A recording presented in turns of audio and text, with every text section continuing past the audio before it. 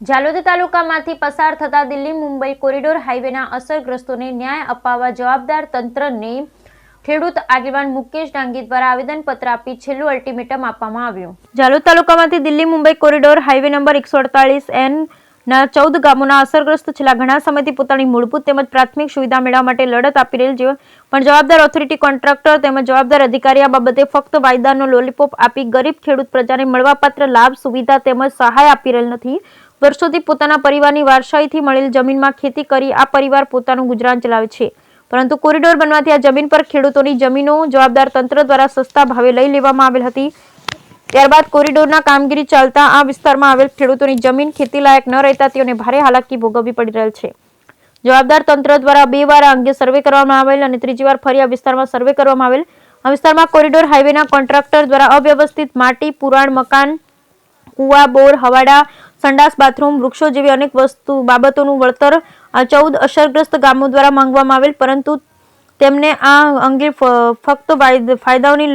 વાયદાઓની lollipop જવાબદાર તંત્ર પાસેથી મળેલ છે। આ અંગે ખેડૂત આગેવાન મુકેશ ડાંગીએ કહ્યું હતું, નવા કરાવેલ સર્વેમાં જે મૂળ 17 માંગણીઓ છે તે માંગણીઓ જો 28 નવેમ્બર સુધી જવાબદાર અધિકારી સાથે સંકલન કરી 2 ડિસેમ્બર સુધી તમામ માંગણીઓ સમય મર્યાદા મુજબ પૂરી કરવામાં નહીં આવે તેવું લેખિત નહીં આપે તો 3 ડિસેમ્બરથી નેશનલ કોરિડોરની કામગીરી બંધ કરાવી દેવામાં આવશે અને ત્યારબાદ કોઈ પણ ઘટના બને તો તેની તમામ જવાબદારી તંત્રની રહેશે તેવી ચીમકી મુકેશ ડાંગી દ્વારા આપવામાં આવેલ હતી। केंद्र सरकार द्वारा दिल्ली थी मुंबई जे कोरिडोर हाईवे झालोद तालुकाना 14 गामोमांथी विकासना नामे अमारा गरीब आदिवासीओनो विनाश करीने जे पसार करवामां आव्यो।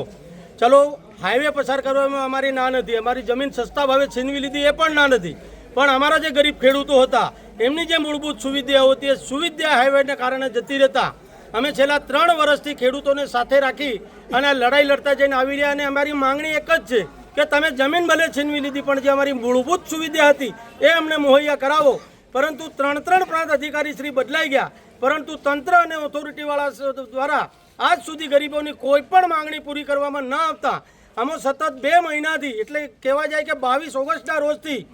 તમામ માંગણીઓ બાબતે સર્વે કરાવી રહ્યા છે અને ધમકી પણ આપતા જઈને આવ્યા છે કે ભાઈ અમારી માંગણી નહીં સ્વીકારો તો અમે હાઈવે બંધ કરાવીશું। પરંતુ છેલ્લી વાર અમારા પ્રાંત અધિકારી શ્રી ઝાલોદ દ્વારા અમને તારીખ 13 અને 14 તારીખે નવેસરથી એટલે કે ચોથી વખતનું સર્વે કરાવી અમને ગત સમયમાં જે અમને લોલીપોપ પકડાવવામાં આવેલ હતી, પરંતુ હવેથી આવું ના થાય એવી જવાબદારી લઈ પ્રાંત સાહેબે ઝાલોદ તાલુકાના 14 ગામમાં જે અમારી 17 માંગણીઓ હતી એ તમામ માંગણીઓ બાબતે નવેસરથી સર્વે કરાયું। એ સર્વેની જે અમારી 17 માંગણીઓની લિસ્ટ હતી એ યાદી આજે અમે પ્રાંત અધિકારી શ્રી ઝાલોદને આપવા માટે આવેલ હતા અને સાથે અમે આવેદન મારફત પ્રાંત અધિકારી શ્રી મારફત એવી ચીમકી ઉચ્ચારી છે કે 28 નવેમ્બરના રોજ જો જવાબદાર જેટલા પણ અધિકારીઓ છે અમારી માંગણી મુજબના તેઓની મિટિંગ બોલાવી તારીખ 2 ડિસેમ્બરના રોજ સુધી અમને લેખિત બાહેંધરી અને એ લેખિત બાહેંધરી એવી કે અધિકારીઓ કે એ નહીં પણ અમે ખેડૂતોએ જે તારીખ અને સમય મર્યાદા ચૂચવી છે એ અંતર્ગત અમને જો લેખિત બાહેંધરી આપવામાં નહીં આવશે તો તારીખ 3 ડિસેમ્બરના રોજથી ઝાલોદ તાલુકાના 14 ગામોમાં ચાલતું આ કોરિડોર હાઈવેનું કામ તદ્દન રીતે બંધ કરાવવામાં આવશે અને એ બાબતે કોઈ પણ જાનહાનિ કે અજુગતી ઘટના બનશે એ તમામ જવાબદારી શાસન અને પ્રશાસનની રહેશે। મુકેશભાઈ ડાંગી, ખેડૂત આગેવાન।